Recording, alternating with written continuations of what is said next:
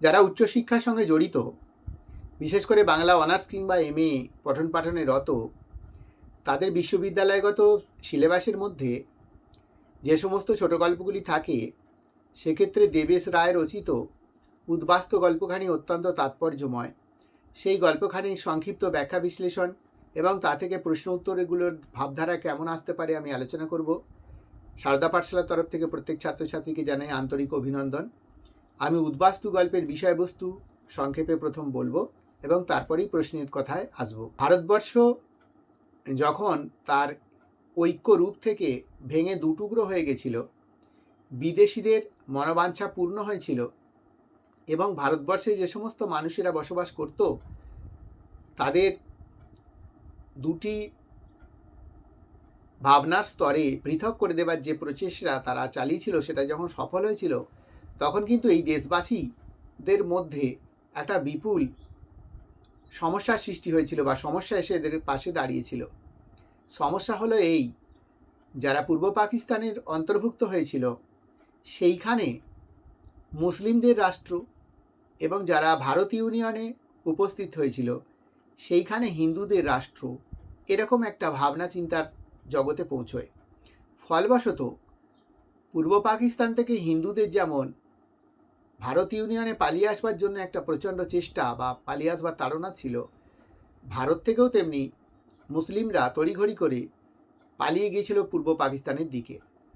কিন্তু এই চলে আসার ক্ষেত্রে সেই সময় যে বিভ্রাট হয়েছে, সাম্প্রদায়িক দাঙ্গা হাঙ্গামা হয়েছে এবং মানুষ মানুষকে নির্দ্বিধায় হত্যা করেছে, সেই পর্বটিকে নিয়ে মানুষের ব্যক্তিগত জীবনে কত অসুবিধা হতে পারে তার একটা নমুনা রয়েছে এই উদ্বাস্তু গল্পে।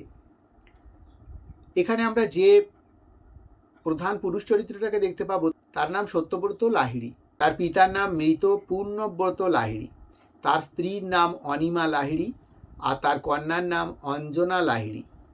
এই লোকটি গল্পের প্রাথমিক প্রেক্ষাপটে দেখতে পাওয়া যায় অতি সাধারণ জীবিকার মধ্যে দিয়ে নিজের জীবনটাকে চালায়। সকালবেলা তাকে বাজারঘাট করে দিয়ে দৌড়তে দৌড়তে তার কর্মস্থলে যেতে হয় এবং তার প্রতিদিনের একটা দৈনন্দিন রুটিন বা নিয়ম রয়েছে। সেই অনুযায়ী প্রায় 8টার কাছাকাছি সে ঘুম থেকে ওঠে। কিন্তু আজকে সে ঘুম থেকে ওঠার আগেই তার স্ত্রী তাকে সজাগ করেছে, কারণ বাড়ির বাইরে দুজন লোক এসে দাঁড়িয়ে আছে। তারা ভিতরেও আসতে চায় না, কিন্তু এই সত্যব্রতকে তারা কিছু জানাতে চায় বা কিছু বলতে চায়। সত্যব্রত তার সেই সাংসারিক জরাজীর্ণতাকে অতিক্রম করে, অর্থাৎ তার অত্যন্ত পাতলা হয়ে যাওয়া লুঙ্গি, মানে ব্যবহার করতে করতে যা হয় পুরানো হয়ে গেলে মানুষের সামনে যে পোশাকটি পরে গিয়ে দাঁড়াতে বেশ লজ্জাকর, এবং একটি ছেঁড়া গেঞ্জি গায়ে দিয়ে সেই সাইকেল আরোহীদের সামনে গিয়ে দাঁড়ান এবং তাদের কাছ থেকে তিনি জানতে পারেন তাকে থানায় ডেকে পাঠানো হয়েছে। থানায় গিয়ে তাকে প্রমাণ করতে হবে যে সে কিনা, অর্থাৎ সত্যব্রতই যে প্রকৃত সত্যব্রত বা তার যে পুরানো পরিচয়, সেই পরিচয় অনুযায়ী এই যে সত্যব্রত, তার স্ত্রীরই যে এটা স্বামী এবং তার কন্যারই যে এটা পিতা, ইত্যাদি প্রমাণগুলো তাকে করতে হবে। তার জন্য তার থানায় যাওয়া আবশ্যক। সত্যব্রত কিন্তু বাজারের কাজ তড়িঘড়ি অত্যন্ত সেরে আজকে তাড়াতাড়ি করে চলে গেছে সেখানে, এবং সেখান থেকে ফিরে এসে সে তার কর্মস্থলে যাবে বলে ঠিক করেছে। কিন্তু সেই যে সকালবেলা সে থানার উদ্দেশ্যে গেছে, সারাদিন আর সেখান থেকে সে ফেরেনি। ফিরছে সন্ধ্যার পর। তার স্ত্রী সারাদিন প্রচণ্ড চিন্তাভাবনা করেছে, দুশ্চিন্তার মধ্যে দিয়ে গেছে, তার স্নান খাওয়া হয়নি, এবং সে বিকেলবেলা কাউকে দিয়ে খবর নিতে পাঠিয়েছে থানায় কী ব্যাপার, কেন তাকে আটকে রাখা হয়েছে বা কী বিষয়বস্তু। কিন্তু সেখান থেকে বিশেষ খবরাখবর বা সংবাদ সে পায়নি। সত্যব্রত যখন বাড়িতে ফিরছে, ঘাড় ভাঙা মুরগির মতো তার মাথাটা বুকের সঙ্গে ঠেকে রয়েছে। তার চুলগুলো ভেজা কুকুরের গায়ে রোঁয়ার মতো অবস্থা। আর বাড়িতে এসে সে চোখ বন্ধ করে কোনো মতে সিঁড়ির গায়ে হেলান দিয়ে বসেছে এবং কথা বলবার কোনো শক্তি নেই, বা সে একেবারে অবশান্ত অবস্থা তার। 1939 থেকে 45 খ্রিস্টাব্দ পর্যন্ত দ্বিতীয় বিশ্বযুদ্ধ চলাকালীন সারা পৃথিবীর ইতিহাসে ভূগোলে অনেক পরিবর্তন হয়েছে। আমরা জানি সেই সময়েই ভারতবর্ষের বিভাজন এবং ব্যাপক পরিবর্তনের রূপরেখা তৈরি হয়েছিল। এই সত্যব্রত একসময় পূর্ব পাকিস্তানের বাসিন্দা ছিল। বর্তমানে সে 230-6 নম্বর হোডিংস্থ মোকামে বাস করে।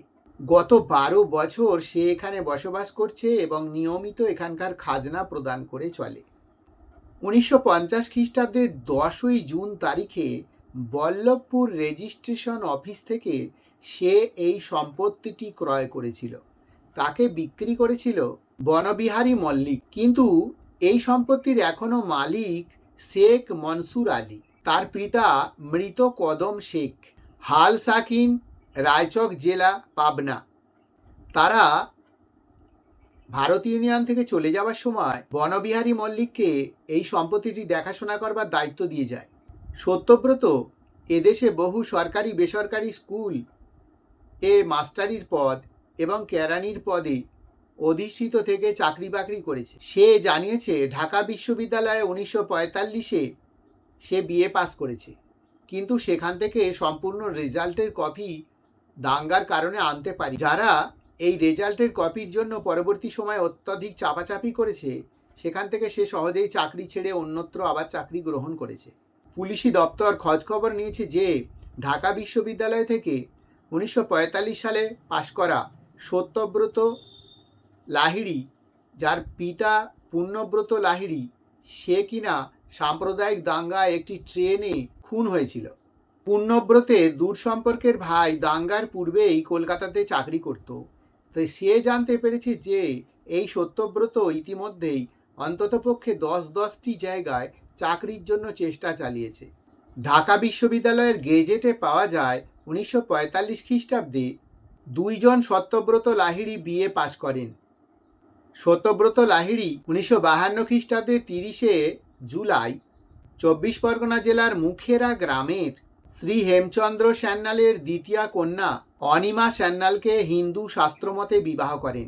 1953 খ্রিস্টাব্দের 17ই মার্চ বল্লভপুর সদর হাসপাতালে অনিমা সান্যাল একটি কন্যা সন্তানের জন্ম দেয়।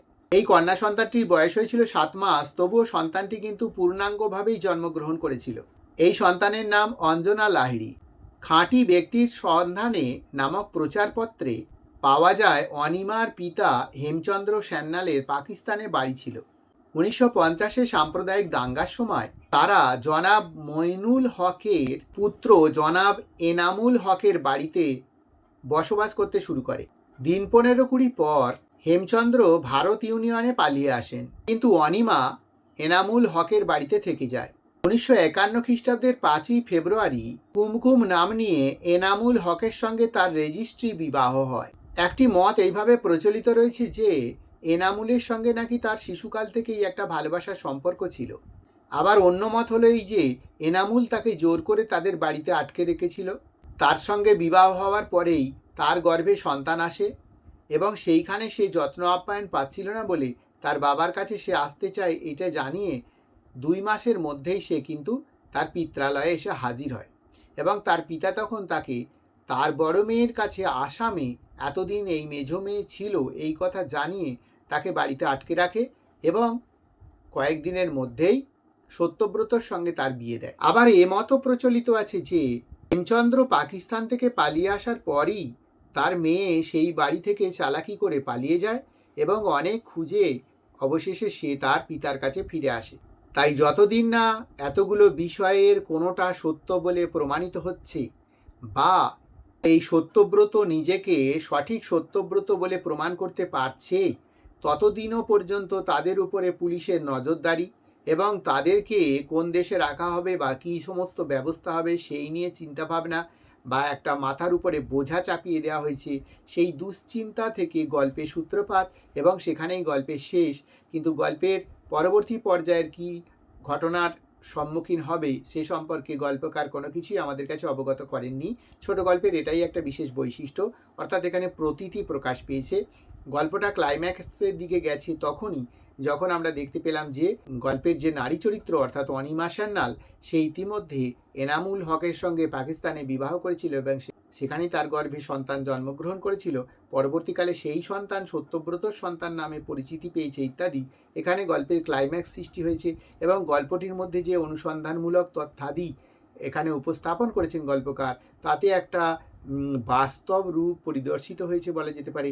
সব দিক মিলিয়ে গল্পটির চাতুর্যতা বা গল্পটির সৌন্দর্য অত্যন্ত নিখুঁত, এবং সেই সময়ের প্রেক্ষাপটে, ভারত বিভাজনের প্রেক্ষাপটে মানুষের জীবনযাত্রার যে অবস্থান, মানুষের জীবনযাত্রার যে অসহায় পরিস্থিতি, সেই পরিস্থিতি অনুযায়ী গল্পটি যে অত্যন্ত বাস্তবতার নিরিখে বিচারযোগ্য সে কথাও বলা যেতে পারে। সেদিক থেকে আমরা গল্পটি উদ্বাস্তু যে নামকরণ করা হয়েছে সেই নামকরণের সঙ্গেও আমরা বলতে পারি যে সাধারণত যার নিজের বাসস্থান হারিয়ে অন্যত্র বসবাসের জন্য চেষ্টায় থাকে, নিজের বাসস্থান যার কাছে একেবারেই আর ধরাশায়ী নয়, তাকেই আমরা সাধারণত উদ্বাস্তু বলে উল্লেখ করে থাকি। মানুষের দেশ বিভাজনের প্রভাবে যে নিজের বাসস্থানকে হারিয়ে অন্যত্র গিয়ে নতুন করে বাসস্থান নির্মাণ করা বা সৃষ্টি করা বা খুঁজে পাওয়ার যে প্রচেষ্টা এবং তাই জনিত যে সমস্যা, সেইটিই এই গল্পে বিবৃত হয়েছে বলে আমরা এই গল্পের নামকরণ উদ্বাস্তু সার্থক হয়েছে বলতে পারি। ইত্যাদি প্রশ্নের উত্তরগুলো তোমাদের পক্ষে লেখা সম্ভব হবে। এবং সত্যব্রত চরিত্র বিশেষভাবে কোনো কার্যকরী নয়। আসলে যে দেশ বিভাজনের পরিপ্রেক্ষিতে রাজনৈতিক সামাজিক সমস্যা কিভাবে মানুষের জীবনে ওতপ্রোতভাবে জড়িয়ে গেছে, সেইটা একটা প্রশ্নের বিষয়, সেটাকে তোমরা খেয়ালে রাখবে। তাহলে আশা করি সমস্ত প্রশ্নের উত্তর তোমরা লিখতে পারবে। এই বলে এই ভিডিও শেষ করলাম।